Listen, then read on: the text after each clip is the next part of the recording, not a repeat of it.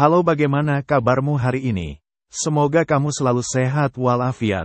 Berpikir jernih merupakan kunci utama dari kesuksesan hidup.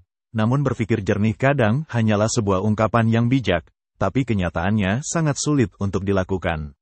Sebelum dilanjutkan, saya ucapkan terima kasih jika kamu bersedia untuk menekan tombol like dan subscribe terlebih dahulu. Kali ini kita akan mengeksplorasi 7 pelajaran utama tentang berpikir jernih yang dapat kita peroleh dari Meditations, karya Marcus Aurelius, seorang ahli Stoik. Dengan mengadopsi prinsip-prinsip ini, kita dapat belajar untuk melepaskan pikiran yang negatif, mengelola emosi kita secara efektif, dan fokus pada apa yang dapat kita kendalikan. 1. Bedakan antara opini dan fakta. Salah satu rintangan terbesar untuk berpikir jernih adalah kecenderungan kita untuk menyamakan opini dengan fakta. Kita seringkali mengambil asumsi dan keyakinan kita sebagai kebenaran yang hakiki, yang dapat menyebabkan bias dan penilaian yang buruk. Aurelius mendorong kita untuk mempertanyakan pikiran kita secara kritis dan membedakan antara persepsi kita tentang dunia dan realitas secara objektif. Meditasi 5.1 dari Meditations menyatakan, hal-hal eksternal tidak memengaruhi jiwa, tetapi penilaian kita tentang hal-hal itu yang memengaruhi kita. Aurelius mengingatkan kita bahwa apa yang terjadi pada kita bukanlah yang menentukan kebahagiaan kita, melainkan bagaimana kita menafsirkan dan menanggapi peristiwa tersebut. Dengan mempertanyakan pikiran kita dan memisahkan opini dari fakta, kita dapat membuat penilaian yang lebih akurat dan menanggapi situasi dengan lebih baik. 2. Fokuslah pada apa yang dapat kamu kendalikan. Hidup dipenuhi dengan hal-hal di luar kendali kita, tindakan orang lain, peristiwa tak terduga, dan keadaan di luar lingkungan kita. Aurelius berpendapat bahwa daripada membuang energi untuk hal-hal yang tidak dapat kita ubah, kita harus fokus pada apa yang dapat kita kendalikan, pikiran, tindakan, dan reaksi kita sendiri. Meditasi 4.1 menyatakan, ingatlah bahwa kebahagiaan tidak bergantung pada hal-hal eksternal, tetapi pada kondisi batin kita. Dengan menerima keterbatasan kita dan mengalihkan fokus ke area yang dapat kita pengaruhi, kita dapat mengurangi stres dan kecemasan. Kita dapat belajar untuk menanggapi tantangan dengan cara yang baik dan proaktif, dan jangan sampai merasa kewalahan dan tidak berdaya. 3. Stoicisme dan ketahanan mental. Stoicisme mengajarkan pentingnya ketahanan mental, yang merupakan kemampuan untuk menghadapi kesulitan dan kemunduran dengan ketenangan dan kekuatan batin.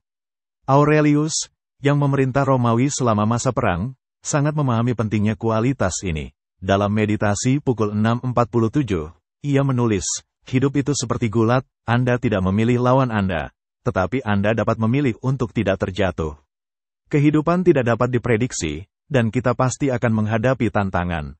Namun, kita dapat memilih bagaimana kita menanggapi tantangan tersebut. Dengan mengembangkan ketahanan mental, kita dapat bangkit kembali dari kemunduran dan belajar dari pengalaman kita. 4. Melihat perspektif yang lebih luas. Aurelius mendorong kita untuk mengambil perspektif yang lebih luas ketika menghadapi kesulitan. Dia mengingatkan kita bahwa kita semua adalah bagian dari alam semesta yang lebih besar, dan masalah kita mungkin tampak tidak terlalu signifikan dalam sebagian besar kehidupan kita. Meditasi pukul 7.49 menyatakan, Anda harus terus-menerus mengingat bahwa kehidupan manusia adalah sesaat. Itu segera berlalu dan hilang dalam keabadian. Dengan mengingat kefanaan kita sendiri, kita dapat melepaskan diri dari hal-hal sepele dan fokus pada apa yang benar-benar penting. Melihat gambaran yang lebih luas dapat membantu kita menjaga ketenangan dan perspektif yang lebih luas selama masa-masa sulit. 5. Latihan kesadaran diri. Stoicisme menekankan pentingnya kesadaran diri, yang merupakan kemampuan untuk mengenali dan memahami pikiran, perasaan, dan motivasi kita sendiri. Kesadaran diri yang kuat memungkinkan kita untuk menangkal pola pikir negatif dan menantang keyakinan yang membatasi kita. Meditasi pukul 5.27 berbunyi, setiap pagi, katakan pada diri sendiri, hari ini saya akan menghadapi gangguan, orang yang tidak kooperatif, penghinaan, ketidakpercayaan, intrik, dan hal-hal lain seperti itu. Dan saya akan menanggapi semua ini dengan ketenangan dan kemurahan hati. Dengan berlatih kesadaran diri secara teratur, kita dapat lebih memahami pemicu emosional kita. 6. Berlatih kebajikan. Stoicisme menekankan pentingnya kebajikan, seperti keadilan, keberanian, kebijaksanaan, dan kesederhanaan. Menjalani kehidupan yang bajik berarti bertindak sesuai dengan nilai-nilai dan prinsip-prinsip moral kita, bahkan dalam situasi yang sulit. Marcus Aurelius menyatakan, apa yang benar dan baik adalah satu-satunya yang layak dicari. Dengan fokus pada kebajikan, kita dapat mengembangkan karakter yang kuat dan menjalani kehidupan yang bermakna dan memuaskan. Melakukan tindakan-tindakan yang baik, bahkan kebaikan sekecil, dapat membantu kita meningkatkan kebahagiaan dan kesejahteraan kita secara keseluruhan. 7. Berlatih syukur. Syukur adalah rasa terima kasih atas hal-hal baik dalam hidup kita, baik besar maupun kecil.